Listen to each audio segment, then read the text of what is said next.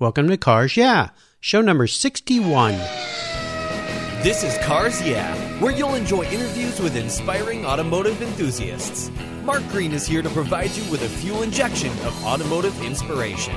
So get in, sit down, buckle up, and get ready for a wild ride here on Cars Yeah.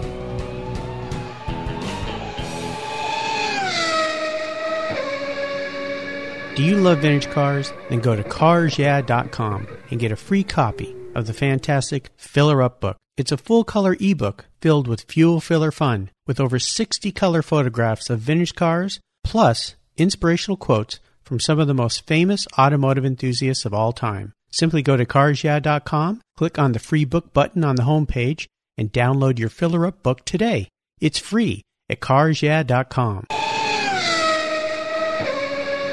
Hello, automotive enthusiasts. Today I'm very excited to introduce my special guest, Terry Karges. Terry, are you buckled up and ready for a fun ride? All set, ready to go. All right. Thank you for being here. Terry Karges is the executive director of the Petersen Automotive Museum. In his first year at the Petersen, Terry introduced vault tours, monthly cruise-ins, adult education programs, movie nights, and specialty car events. He's helped to increase overall attendance, creating new events that engage the people of Los Angeles and the global automotive community. Before joining the Petersen, Terry was a senior manager in automotive OEM, motorsports, and theme park entertainment divisions, including Disneyland, Marine World, and SeaWorld. His leadership background with automotive manufacturing firms includes Roush Performance, where he spent 17 years growing the company into the largest specialty high-performance car brand in the world.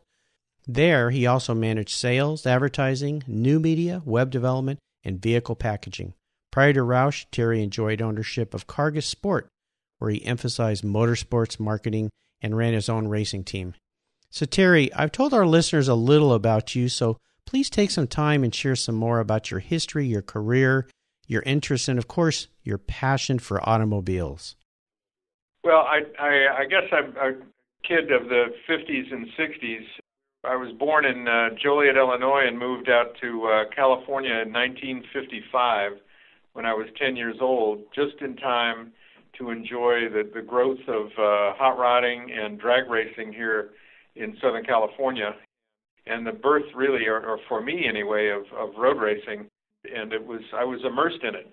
All the guys that I like to hang out with and the places we like to go, all pretty much revolved around cars. Or the car culture. It was a great time to be alive and a great time to be growing up. There were drag strips all over Southern California. You could drag race 3-4 nights a week and at different facilities. Riverside Raceway opened in 1957. Torrey Pines and Pebble Beach were going on. They were road racing at Santa Barbara at the airport. It was terrific. It was a really wonderful time to grow up. It sounds like it. And you and I, when we met years ago, talked about Southern California lifestyle and some of the surf culture and the car culture, but you obviously immersed yourself into it and then made it a part of your life as part of all the things you've done in your career path, right?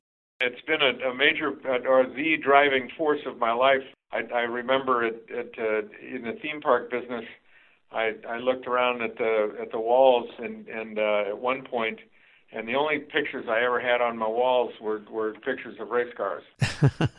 That's wonderful. As you evolved through your career and you got up to the point where you're at with the Petersen right now, you played with cars your whole life, and now you get to play with some of the best cars in the world with a museum like the Petersen. I know we're going to talk a little bit about your career and all the things you're doing, but I'd like you to share with our listeners a little bit of what's going on at the Petersen right now, because there's some major changes about to happen. We're actually transforming the museum. After 20 years of really no change at all, Mark, we're totally transforming the museum inside and out. In fact, at Pebble Beach, just 2 Sundays ago, we announced a $125 million capital campaign for our improvements, and we also announced that we have raised $72 million of it and are well on our way to filling the rest of it. We've got an enormous task ahead of us, but the designs are breathtaking. The firm Cohn Petersen Fox, the guys that have designed and built virtually all the major high-rises, new high-rises around the world, especially in the Middle East. Architectural firm out of New York, Gene Cohn is a car guy. They came to us with a design, an exterior design of these stainless steel ribbons that undulate up and down and in and out, and they wrapped the exterior of the building. So we're going to maintain the physical plant that we have and then start all over again in the interior.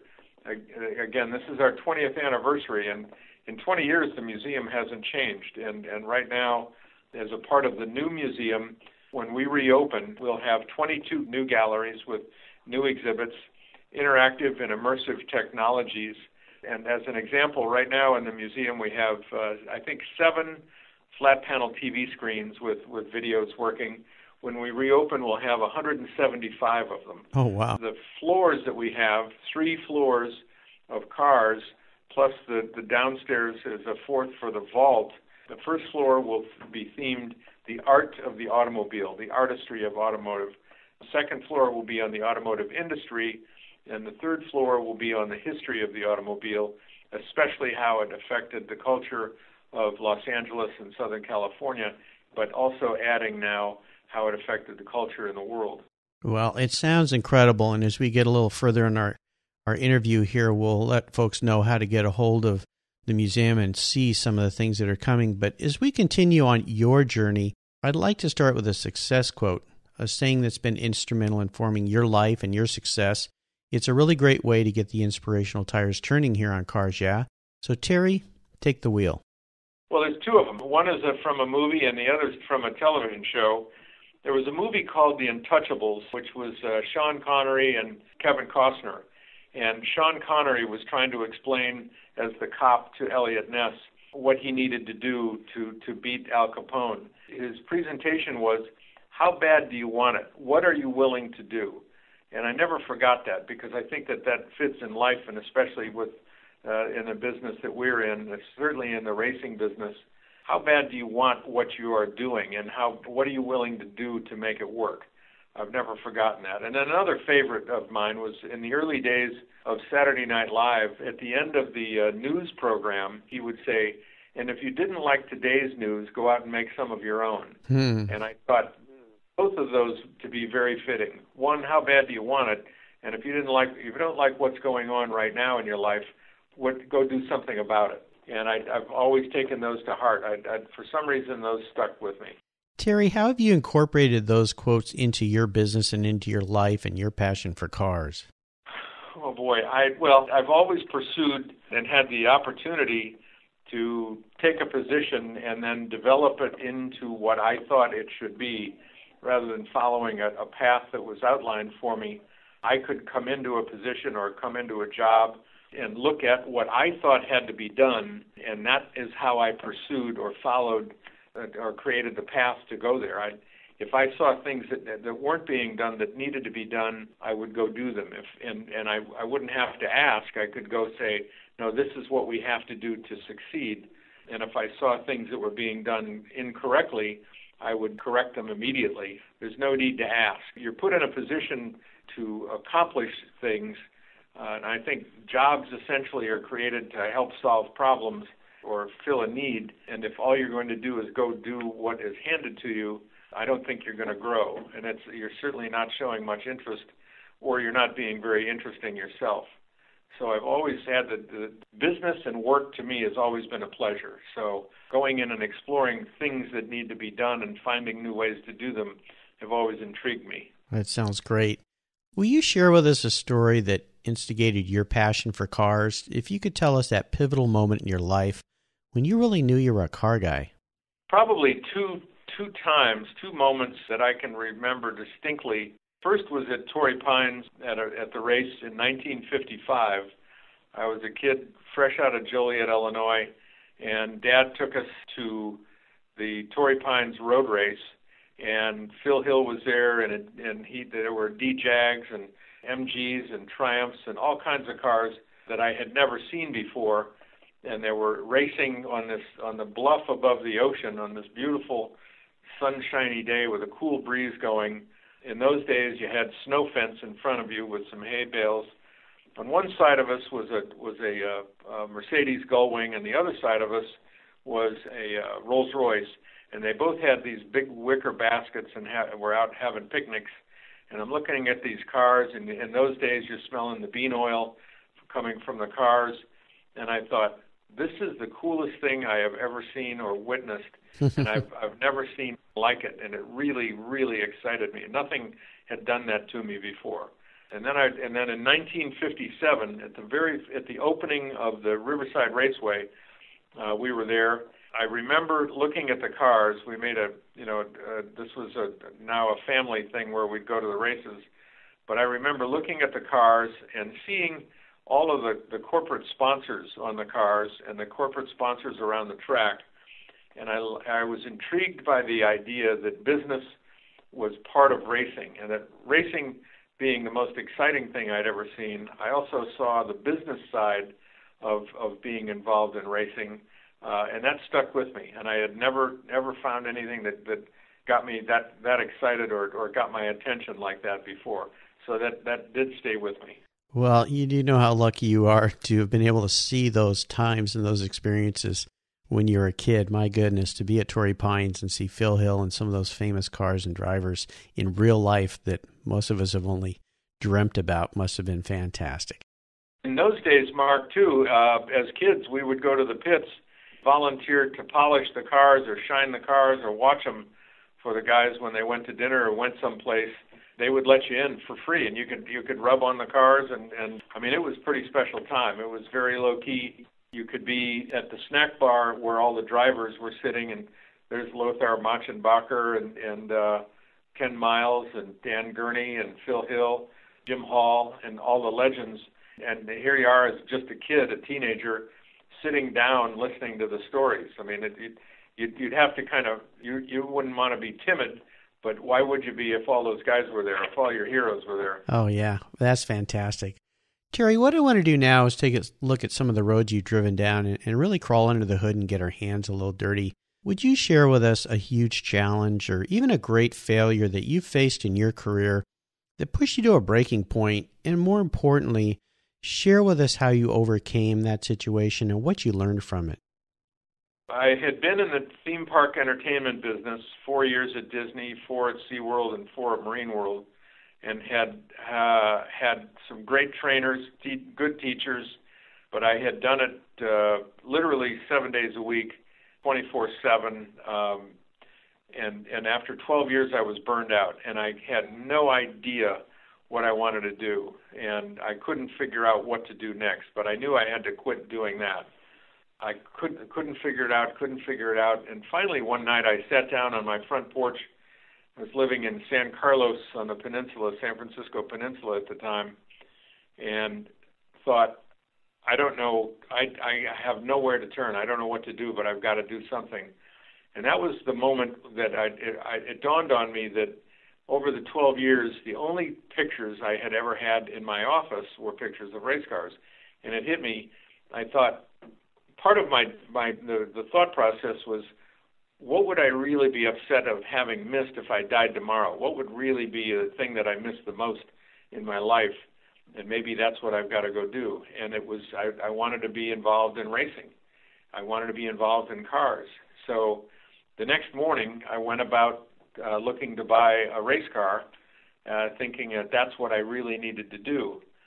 What I found was that I got the race car. I found out that I was too broke, too slow, and too poor to do it the way I wanted to. But then I started to work in various positions in racing by introducing myself and walking into doors and announcing myself and pushing my way in. But that was really the breakthrough. That was what started me off many, many years ago. Well, it's a wonderful story, and I really appreciate you sharing what was most likely a really challenging time in your life with our listeners, because so many people out there face a point in their life where they just don't know where to turn. And sometimes if they just look around themselves, look into their heart and ask themselves, what am I really passionate about? It can give some guidance. It's not always easy, as you said. Terry, let's shift gears here and go to the other end of the spectrum and share a story with us when you had a real aha moment in your career, a time when you realized that an idea or not concept was really going to make it, and tell us the steps you took to turn that aha moment into a success. Well, there were several, actually, that got me to where I am today, and one of them was a part of the process of finding out that I was too slow and too broke to be in racing the way I wanted to be. And I had watched, the Gurneys in the hills and the halls and guys racing at that level, and that was what I wanted to do. And I bought I had a C Sports racer, and I was racing in SCCA, and I'm thinking, this isn't at all what I wanted to do. This was not my picture, my mental picture. So what do I do? How do I become involved in that? And during my years in the theme park entertainment business, I had learned how to sell sponsorships for shows and exhibits and things we were doing in the theme parks. And I thought, wait a minute, look at all these cars. Every car is filled with stickers because that's what you need. You have to have sponsors to be able to go racing. So I started I thought, that's what I know how to do, and that's what I can do for teams. I can raise a lot of money for these teams. So I started introducing myself to the teams and drivers about, listen, here's what I know how to do. Here's what I can do to help you. And I ended up working with some of the best and the best. I was the sponsor guy. I helped put Dan Gurney together with Toyota. I just went to Dan's front door and introduced myself. Oh, wow. I ended up working with Gallus Craco on the sponsorship side when Al Unser Jr. and Bobby Rahal were there, and then Danny Sullivan came in. I worked with individual drivers. I ended up getting some money, putting some money together and running a Formula Atlantic team of my own. Whitney Gans was our driver. He was terrific. I called Ron Dennis, who at the time I thought was the best Formula 2 team in Europe, and that was in 1980. Asked him Formula 2 mechanics where he gave me some names, and I hired what I thought was the best guy. But that was really a lot of fun. But the aha moment was when I figured out, wait a minute, I know what I can do to help participate at the highest level of racing, and that's what I want to do. That's what I can do to be there. So I decided I would do it, and then introduced myself to the teams, and ended up doing it. Well, fantastic story. What a wonderful pivot you made there, and a great lesson for so many entrepreneurs trying to break into the automotive field. That's fantastic. Let's have a little fun here. What was your first really special vehicle? Could you tell us what that was and maybe share a memory or two you had with that car?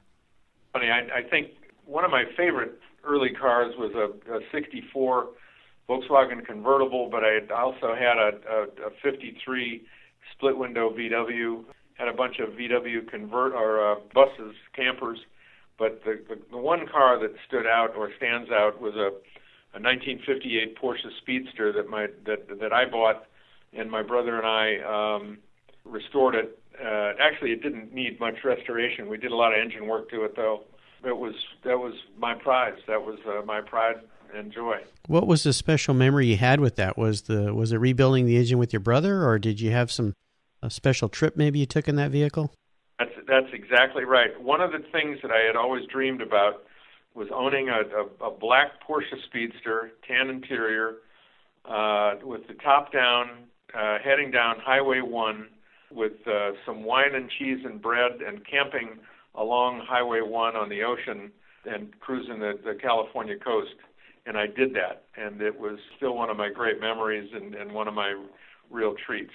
That was a real special time in a car. In fact, one of the funny things that happened on the trip as I was driving south, especially along the Big Sur coast, was driving along and seeing all these people looking out to sea, and I thought, boy, there must be some whales out there or dolphins or something, and I kept seeing all these people lined up along Highway 1 facing out to sea, and I think, God, I got to stop because I can't see any of that. I can't see by just looking out there at the whales and dolphins, and I'm missing them.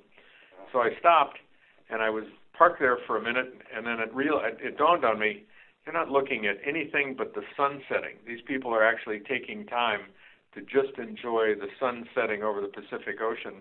And that was another one of those ta-da moments. I had been working hard and long and I hadn't taken time in years to watch the sunset. That was a good wake-up call. Oh, absolutely. Stop and smell the flowers, the classic line. And I have to tell you, 58 Speedster is probably on the very top of my wish list. I was born in 58. I've loved Porsche Speedster since I was a little kid. I had a neighbor that had one.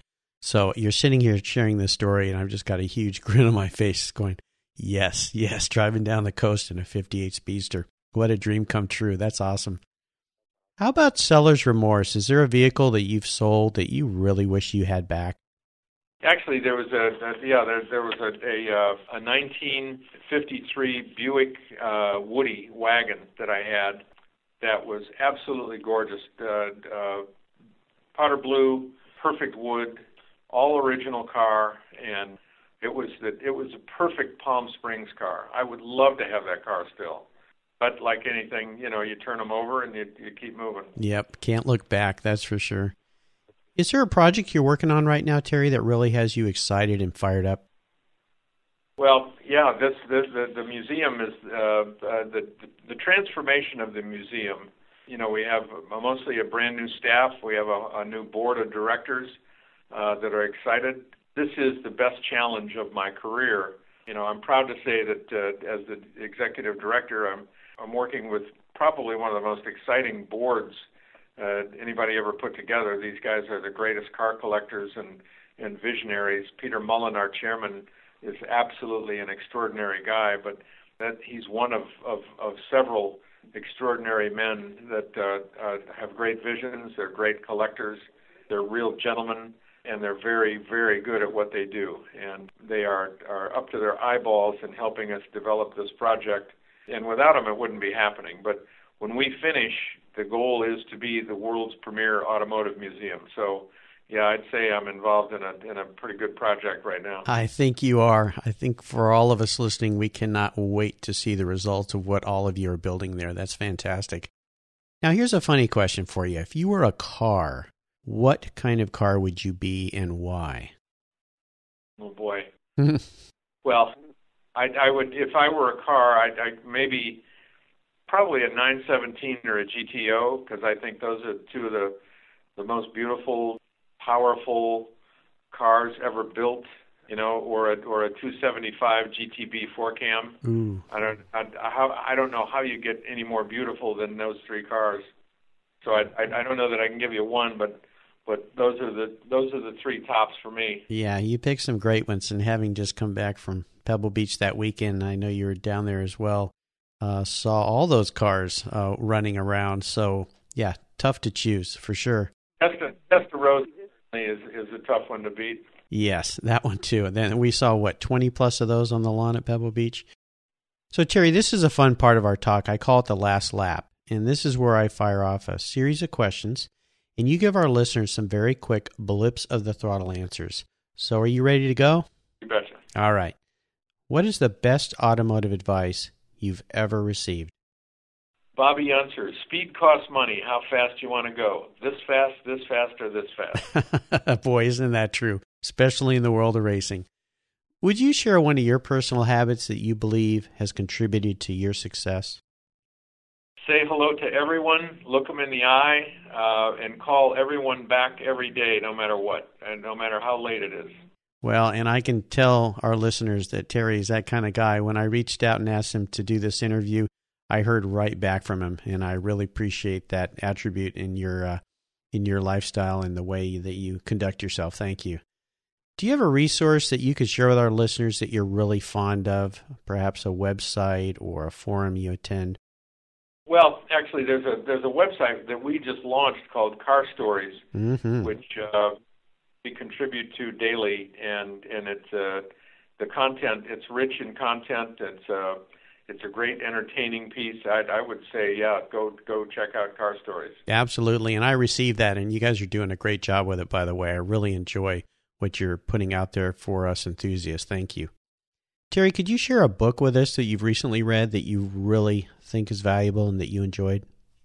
I've spent a lot of time reading. I've traveled, especially with Roush, for 17 years, so I had a chance to do a lot of reading. I was alone a lot, but I got to read a lot about Dwight Eisenhower. And there's a book called Supreme Allied Commander, and he was remarkable. This was a story that he wanted written that was on his 4 years as the Supreme Allied Commander, and it had nothing, it wasn't about his early life or as president, and it wasn't about, personal life. It was about him as a general dealing with the politicians of all the countries that he was having to work with, and then as a general, as a leader, with all of the military people that he had to deal with. And it's a great story about leadership and management. If you could manage those varied personalities and that wide variety of goals and interests and egos, you could do just about anything. And he pulled it off. It's a great book. Do you have any interesting hobbies outside of your passion for cars? Well, I could say my easiest one it would be like yesterday. I had 6 grandchildren with me. We've got 9. My wife and I have 9, and oh my gosh, introducing them to life and into the car world. As a matter of fact, yesterday we took them to the Reagan Library. Getting them interested in life is really got to be, I'd say, one of my real hobbies beyond to do with cars. Oh, sounds fantastic. Well, I'll remind our listeners that they can find links to all these great resources that Terry has shared with us today at carsyeah.com/Terry Karges, and his last name is spelled Karges. So Terry, being in racing, you know what this means. We're up to the checkered flag. And this last question can be a real doozy for some people. If you could only have one collector car in your garage, and it's something you can't sell to buy a bunch of other cars with, and money's no object, I'm going to buy you whatever you want. What would that vehicle be and why?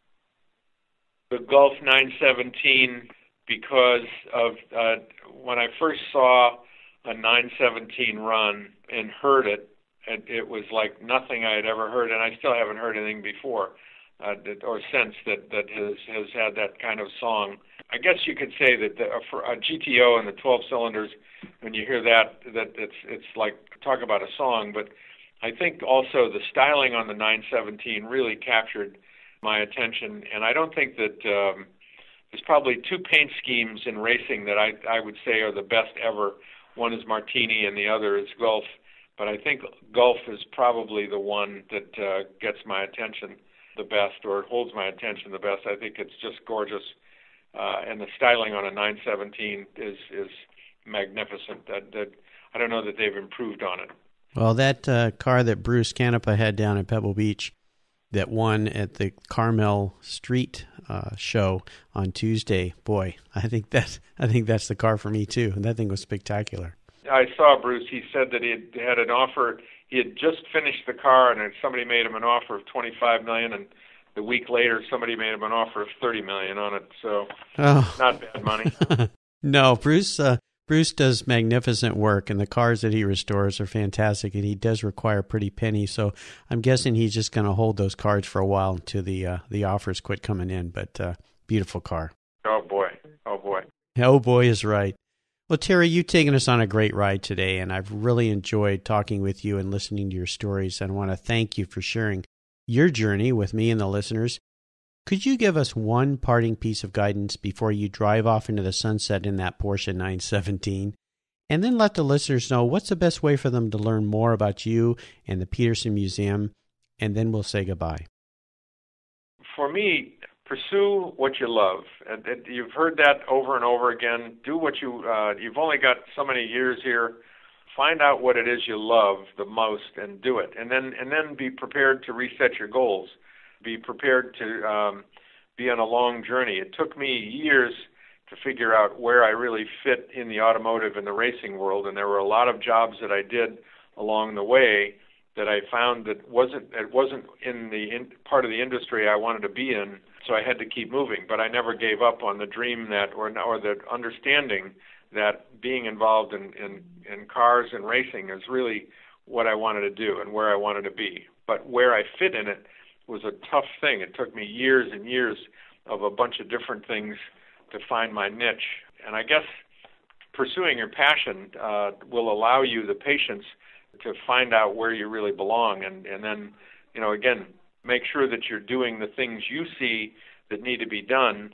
Listen to what else has to be done. You can't be, you're going to have to compromise as you go along, but boy, oh boy, it's a joy. I mean, I'm working with some of the most beautiful cars and most talented people in the collector car hobby in the world and in the racing world. And this is just because I decided, you know what, I got to do this. I don't know how I'm going to do it, but I'm going to start tomorrow morning, and I did. And I've never given up. I guess that's it. Goes back to those quotes, you know, how bad do you want it? What are you willing to do? And as far as people learning more about the Petersen Museum, what's the best place they can go to learn more? Petersen.org and car stories. Petersen.org. Petersen is spelled Peter, S-E-N, Petersen.org. We've got a good website, and we're getting better. And then Car Stories was just launched, and again, it's got all the stories about, you know, folks that are in the car-related business, the industry, and the hobby. Some fun stuff going on in there. So, absolutely. But watch us as we grow. Within another 14 months, we will have a brand new museum, and one that we intend to make the premier automotive museum in the world. You know, there are brand museums that are more grand, but they're only talking about one vehicle, one type of one mark. We'll be the Switzerland of the automotive world. Well, we can't wait to see it, and I'll remind listeners again, you can find links to everything we've talked about at carsyeah.com/Terry Karges. We'll post his show notes page up there and links to everything so you can learn more about what's happening at the Petersen Museum and everything that he's discussed today. Terry, I want to thank you for being so generous with your time and your expertise and sharing your experiences with our listeners. Until we talk again, we'll see you down the road. Thanks so much, Mark. Take care. Thank you. Thank you so much for joining us on today's ride here at Cars Yeah. Drive on over to carsyeah.com to find show notes and inspiring automotive fun. Download your free copy of Filler Up, a fun book filled with gorgeous photographs of fuel filler fun, including quotes from more inspiring automotive enthusiasts. Download your copy today, and we'll see you next time on Cars Yeah.